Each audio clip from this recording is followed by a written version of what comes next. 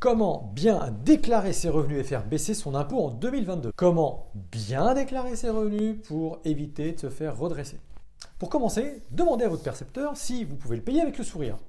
Il y en a qui ont essayé et leur conclusion est que votre percepteur préfère un chèque ou mieux, vous ponctionnez tous les mois directement dans votre porte-monnaie. Moi, tous les matins, je casse le vent, je fais chier les gens, ça me purifie, c'est important. Au sommaire, aujourd'hui, un rappel des dates limites de déclaration, les 3 façons de faire baisser votre impôt, les erreurs commises les plus fréquentes, les frais déductibles, les réductions à connaître et mes 2 chouchous pour faire baisser vos impôts, dont un quasi inconnu. À la fin de cette publication, vous saurez comment éviter un redressement fiscal et faire baisser la note. Si ça n'est pas encore fait, vous vous abonnez à ma chaîne YouTube, vous avez toutes les infos. Alors comment maintenant bien déclarer ses revenus et faire baisser son impôt en 2022? Je vous dis tout, ou presque, j'ai gardé un peu de mystère. Mais avant, si vous venez de me rencontrer pour la première fois, vous dites c'est qui ce gars-là? Je m'appelle Thierry Friquet, j'aide depuis 2003 des rebelles audacieux à construire leur liberté financière. Je suis consultant et formateur professionnel. Allez, c'est reparti pour un tour. Bien que la grande majorité d'entre vous est frappée par le prélèvement à la source, et ça depuis quelques années, vous ne couperez pas à la déclaration de contrôle à réaliser entre avril et mai pour la plupart des Français que nous sommes. Alors méfiez-vous, car vous pouvez céder à la simplicité, voire à la paresse, en acceptant tout simplement de valider la déclaration pré-remplie qui vous est adressée par l'administration fiscale. Cela est possible si vous êtes salarié et que vous n'avez aucune autre source de revenus à côté, voire aucune charge à déduire. Maintenant, attention au piège, parce que d'une manière générale, à l'heure où je vous parle, l'administration fiscale, elle est maligne, elle a surtout su automatiser la prédéclaration de vos revenus. En revanche, elle s'est bien gardée de pré-remplir toutes les déductions, les réductions ou les crédits d'impôt auxquels vous pourriez avoir droit, et pourtant, donc, parfois, elle est au courant. Bon, en même temps, allez, ça y est, ok, elle n'est pas censée savoir tout ce que vous avez fait dans l'année. Donc, on peut peut-être la pardonner un petit peu. Enfin, on verra quand même en revanche qu'il y a quand même certaines informations qu'elle connaît, qu'elle pourrait mettre dans votre déclaration, quoi. Ça pourrait éviter, ça pourrait vous faire gagner du temps. Alors comment bien déclarer ses revenus? Quelle date? Sauf à ce que vous en soyez encore au papier et au crayon, donc à devoir déclarer tout ça en format papier, vos revenus, vous avez jusqu'au 24 mai, 31 mai ou 8 juin pour faire votre déclaration en ligne cette année. La date limite de déclaration dépend de votre numéro de département. Je vous invite à consulter le calendrier qui s'affiche en ce moment ou à défaut, vous pouvez vous rendre directement sur le site des impôts. Je vous ai mis le lien sur l'article qui sera disponible sur le site leaderstrategy.fr. En revanche, si vous êtes abonné à mes messages privés, alors vous avez déjà dû recevoir le lien directement dans votre boîte mail. Faire baisser son impôt, connaître les 3 façons de le faire.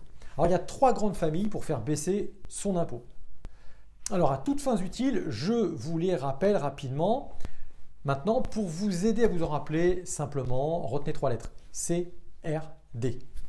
Commençons par la première lettre. Elle est accessible à tous, c'est ce premier levé pour ceux qui ne payent pas d'impôt. On appelle ça le crédit d'impôt. Alors, un crédit d'impôt, c'est une somme qui est soustraite du montant de votre impôt. Par exemple, crédit d'impôt pour frais de garde d'enfant.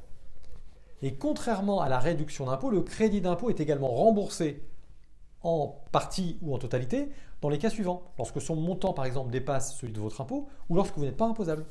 Après, vous avez R comme réduction d'impôt. Une réduction d'impôt, c'est une somme qui est soustraite du montant de votre impôt. Par exemple, là, ce coup-ci, la réduction d'impôt pour des dons à des organismes d'intérêt général. Elle s'applique uniquement si vous payez un impôt. Si vous ne payez pas d'impôt, la réduction d'impôt, en fait, on s'en fiche. La déduction d'impôt, là, en revanche, c'est une déduction. C'est une somme que l'on va déduire de votre revenu. Ce revenu-là, pour le coup, ça peut être un des revenus suivants. Les revenus d'activité, donc les salaires, allocations de gérance. Ça peut être les revenus de placement également, placement immobilier, placement financier. Et vos revenus, tout confondu. Bien faire sa déclaration, les erreurs qui sont commises le plus fréquemment. Je pense à la redevance audiovisuelle, 138 € quand même. Alors si vous utilisez seulement votre ordinateur ou votre smartphone pour regarder la télé, la redevance ne s'applique pas.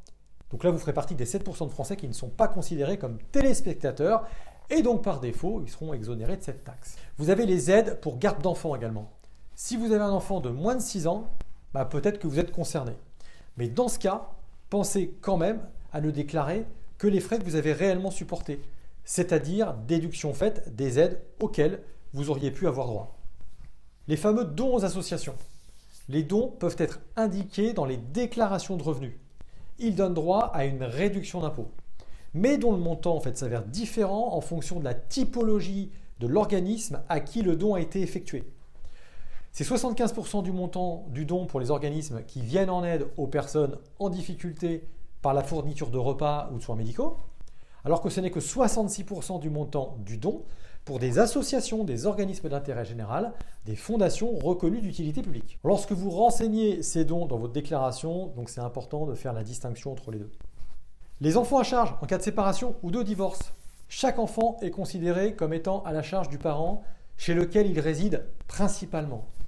Mais dans le cas où les parents se partagent l'enfant, ils doivent aussi se partager l'avantage global du quotient familial qui est lié à l'enfant, en fait la part fiscale ou la demi-part fiscale.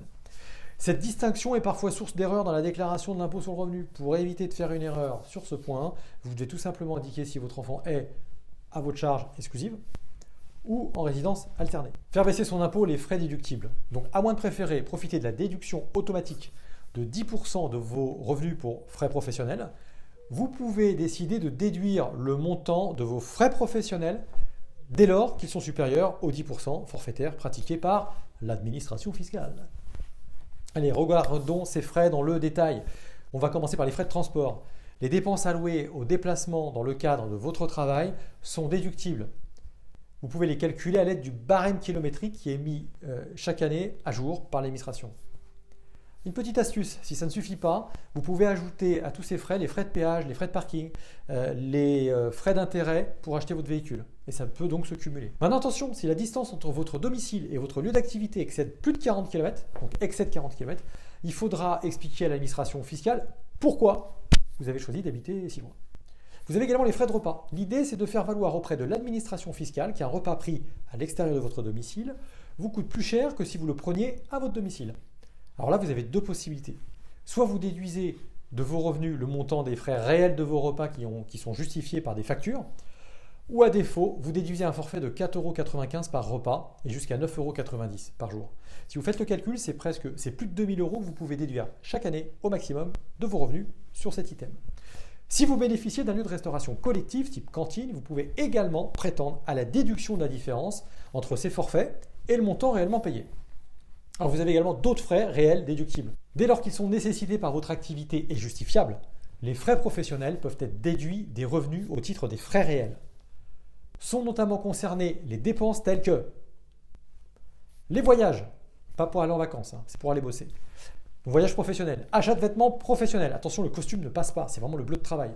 Les frais de recherche d'emploi, les frais de déménagement, les dépenses de formation professionnelle également. La déduction des frais professionnels et le télétravail, parlons-en, belle pratique depuis quelques années. Donc en cas d'option pour la déduction des frais professionnels, vous avez la possibilité aussi de déduire les frais qui sont engagés à titre professionnel dans le cadre de l'exercice de votre activité à la maison.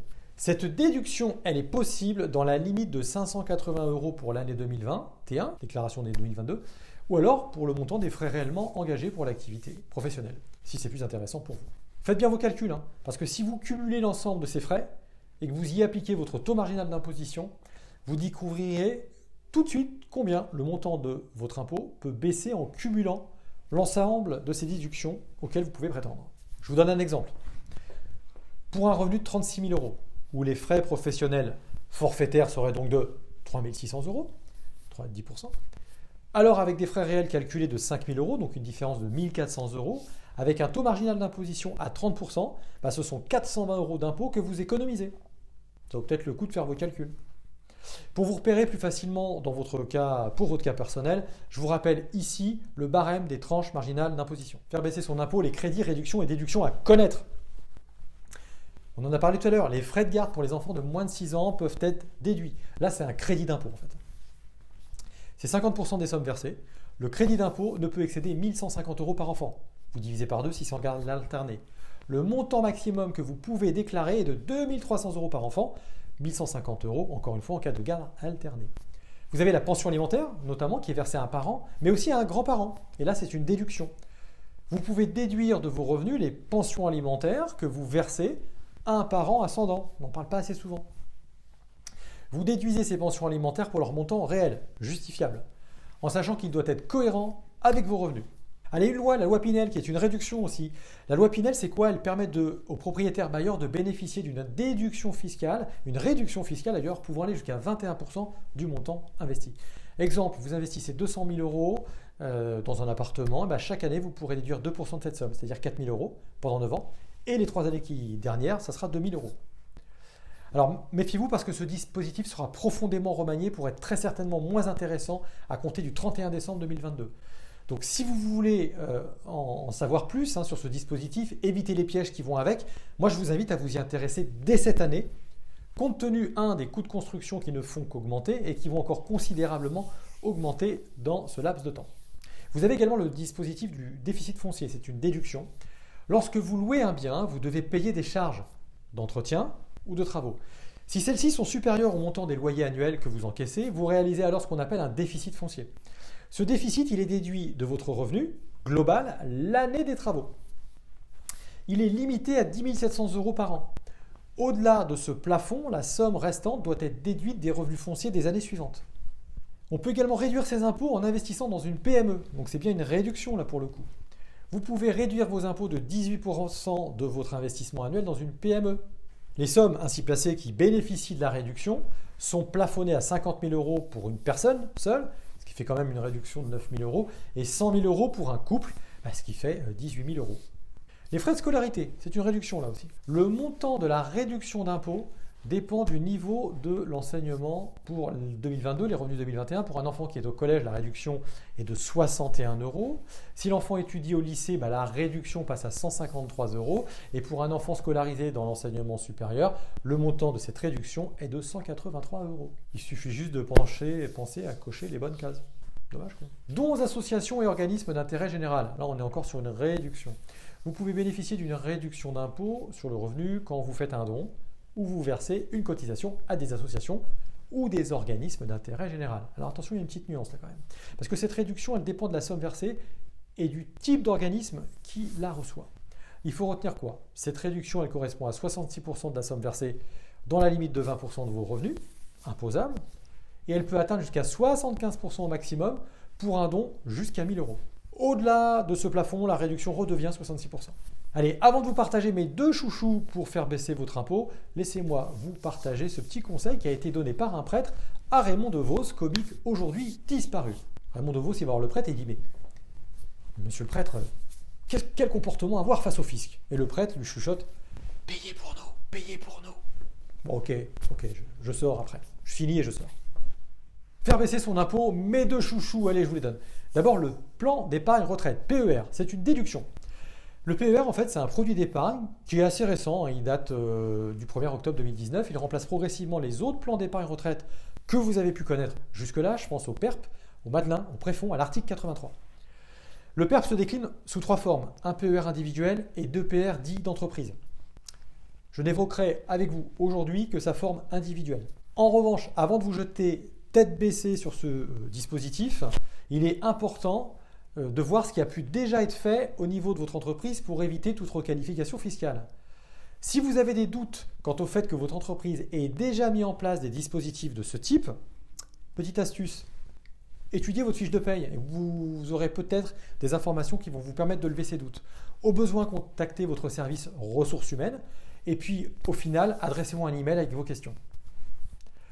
Qu'est-ce que le plan d'épargne retraite? Le plan d'épargne retraite individuel, bien sûr. C'est un produit qui vous permet d'épargner pendant votre vie active, mais aussi à la retraite. Pour obtenir au plus tard, au moment de la retraite, mais aussi avant, notamment en cas d'achat de résidence principale, votre capital que vous avez épargné et ou une rente issue de ce capital. Alors, c'est quoi l'avantage, vous pourriez me dire? C'est qu'en fait, les sommes que vous avez versées sur votre plan d'épargne retraite individuel, au cours d'une année, sont déductibles des revenus imposables de cette année, dans la limite d'un plafond global fixé. Je vous donne un exemple. Vous êtes un célibataire avec un revenu imposable de 30 000 euros. Votre taux marginal d'imposition est de 30%. Et vous décidez de verser le montant maximum sur votre PER. Et là, on y va. Ce qui fait en 2021, c'était 4 114 euros. Votre économie d'impôt sera donc de 30%, de 4 114 euros. Ça veut dire 1 234,20 euros. Plutôt sympa, quoi. Un produit d'épargne quasiment disponible et qui me fait gagner tout de suite 30%. Eh bien, sincèrement, je ne connais pas beaucoup de produits financiers qui me donnent 30% garantie dès la première année. Bon, ok, je suis peut-être pas complètement objectif, mais franchement, je trouve que c'est génial, j'adore, et ça vient vraiment améliorer ce qui avait été fait jusque-là. Vous voulez connaître mon dernier chouchou pour faire baisser votre impôt? J'entends rien. Bon, allez, j'y vais. C'est pas une réduction, c'est ni une déduction, ni encore un crédit d'impôt. Mais qu'est-ce que c'est que ce truc? En réalité, il s'agit d'un remboursement fiscal majoré de 10 à 15%, et le tout garanti par l'État. Ça sent l'arnaque, hein? Bah non, pourtant, c'en est pas une. C'est tout ce qu'il y a de plus légal et encadré par l'administration fiscale. Bon, ça arrive, j'aime bien, je suis un poète. Ce truc, c'est une aide fiscale. La LODEOM, ça vous parle? C'est la loi pour le développement économique en Outre-mer. Et vous pouvez les regarder dans le Code général des impôts, article 190, undecis B. Comment ça fonctionne? En fait, l'État octroie une aide fiscale aux particuliers qui soutiennent l'investissement et l'économie en Nouvelle-Calédonie, notamment en finançant des équipements qui sont utiles aux entreprises exploitantes. Sans trop rentrer dans les détails, vous auriez mal à la tête, cette loi permet à des particuliers qui payent entre 5 000 et 50 000 euros d'impôts de placer une somme équivalente, de bénéficier d'un remboursement fiscal du même montant, majoré d'un bonus de 10 à 15% de cette somme, l'année suivant leur investissement, et le tout par l'État. Le seul hic, me direz-vous, quel est-il? Il est de deux ordres. Premier ordre, il faut trouver un intermédiaire qui a sélectionné un partenaire de confiance, évidemment, qui maîtrise bien le sujet depuis plus d'une quinzaine d'années et qui n'a fait l'objet d'aucune remise en question par l'administration fiscale. Deuxième ordre, que ce partenaire ait besoin de fonds pour des projets à financer, qu'il y ait encore des projets à financer. Si ce dispositif vous interpelle, moi je vous invite à vous rapprocher de votre partenaire conseil habituel, bien sûr, ou mieux, vous nous contactez pour nous poser vos questions. Maintenant, dites-moi dans les commentaires, lequel des leviers vous allez utiliser pour faire baisser votre impôt, pour éviter également des erreurs de déclaration qui pourraient vous coûter cher. Allez, j'attends vos commentaires, ça peut faire avancer le public. Vous pouvez constater maintenant à l'énoncé de toutes les informations que j'ai eu le plaisir de vous délivrer qu'il est facile de pouvoir obtenir ne serait-ce que 500 euros de diminution, c'est bien le minimum, d'impôt chaque année. Ce qui au bout de quelques années, vous le multipliez par 10, ça peut représenter une somme substantielle à réutiliser pour ce qui vous fait plaisir ou vous tient tout simplement à cœur. Allez, une petite citation qui va vous faire du bien. Rien ne fait plus de mal que de devoir payer l'impôt sur le revenu, à part ne pas avoir à payer l'impôt sur le revenu. Dit autrement, si vous payez des impôts, ce que je vous souhaite sincèrement, et qu'il vous arrive parfois d'en faire grincer vos dents, dites-vous qu'en réalité, c'est quand même un formidable levier pour pouvoir investir, développer votre patrimoine et ainsi le protéger. Si vous voulez aller plus loin dans vos objectifs, devenir libre financièrement, déjà première chose, abonnez-vous à mes messages privés. Vous recevrez toutes les 2 semaines des conseils précieux, je l'espère, et des informations pour arrêter de perdre du temps et de l'argent dans votre vie. Cela vous permet également de ne louper aucune des prochaines conférences que je donne pour vous aider à atteindre la liberté financière. En attendant, redevenez un leader rare, rebelle, audacieux, proactif, entreprenant pour une vie plus libre, la vôtre. À très bientôt.